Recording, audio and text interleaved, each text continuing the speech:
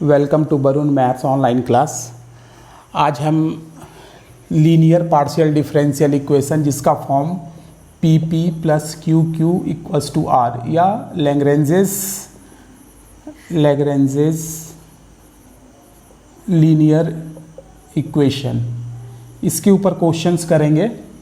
पहले बहुत easy question, most easy question मैं आपको बता रहा हूँ ताकि आपका कॉन्सेप्ट क्लियर हो जाए।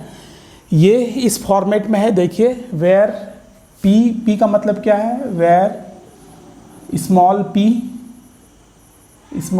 Is a del Z by del X and small Q is equals to del Z by del Y, ये है। ठीक है, तो इस टाइप के क्वेश्चन देखिए इसी फॉर्मेट में है। और इसका ऑक्सिलरी इक्वेशन कैसा लिखते हैं, ऑक्सिलरी इक्वेशन इसका कैसा लिखते हैं मैं आपको बताया था फर्स्ट टाइम ही। D X by P equals to D Y by Q equals to D Z by R, ऐसा लिखते हैं। देखिए इसका सॉल्यूशन कैसे करेंगे। सॉल्यूशन हियर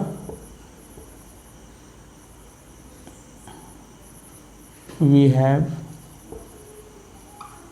अपने पास क्या है, Y cube minus X P is equals to Z. ये अपने पास एक प्रॉब्लम है, इसको सॉल्व करना है। फर्स्ट में क्या करते हैं, ऑक्सिलरी इक्वेशन निकालते हैं। इट्स ऑक्सिलरी इक्वेशन, इसका ऑक्सिलरी इक्वेशन देखिए क्या है, इट्स ऑक्सिलरी इक्वेशन आर, जो p का मल्टीप्लाई है वो dx के नीचे जाएगा, dx के नीचे p का जो मल्टीप्लाई है वो dx के नीचे जाएगा, dx upon minus x.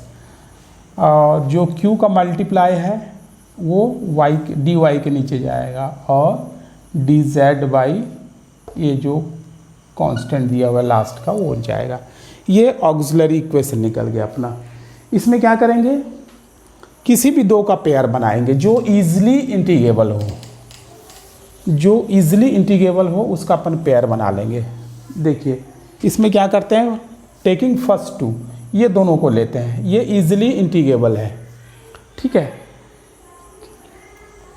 Taking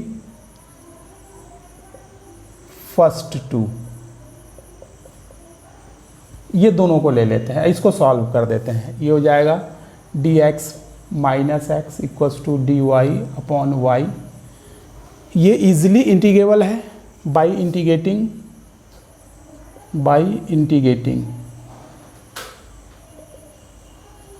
integration करने से आपको क्या मिलेगा, minus log X is equals to log Y, और इसको मैं ना कांस्टेंट को माइनस लॉग ए लिख दे रहा हूँ। इंटीग्रेशन करने के बाद इंटीग्रेशन कांस्टेंट लिखते हैं तो उसको मैं ऐसा लिख दिया। इसको प्लस माइनस किसी में भी लिखा जा सकता है ताकि ये किसी एक फॉर्म में एडजस्ट हो जाए। Log A is equals to log Y plus log X, ये हो जाएगा। तो ये हो जाएगा log A is equals to log X Y, तो ए इज इक्वल्स टू हो जाएगा एक्स वाई। एक आपको मिल गया इक्वेशन, एक सॉल्यूशन आपको मिल गया। ये इक्वेशन नंबर 2 आया, X Y is equals to A. ठीक है, ये दोनों इजीली इंटीग्रेबल था। अब क्या करते हैं, टेकिंग लास्ट टू, एक इक्वेशन निकल गया अपने पास, A is equals to X Y. ठीक है, अब लास्ट टू को ले लेते हैं, ये भी इजीली इंटीग्रेबल है, तो यहाँ से एक सॉल्यूशन ले लेते हैं। टेकिंग लास्ट टू,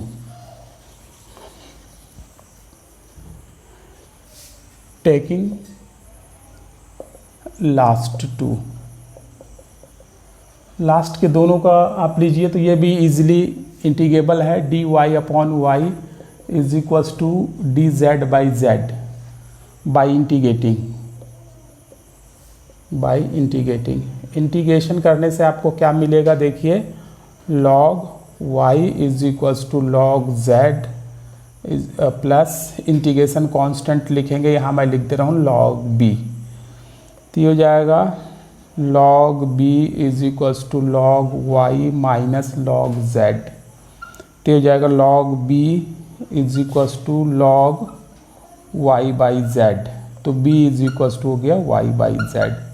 ये इक्वेशन नंबर 2 था, ये इक्वेशन नंबर 3 है। ठीक है, इक्वेशन 2 और इक्वेशन 3 आपको मिल गया। तो इसका सॉल्यूशन कैसे लिखेंगे, इसका सॉल्यूशन कैसे लिखेंगे? From equation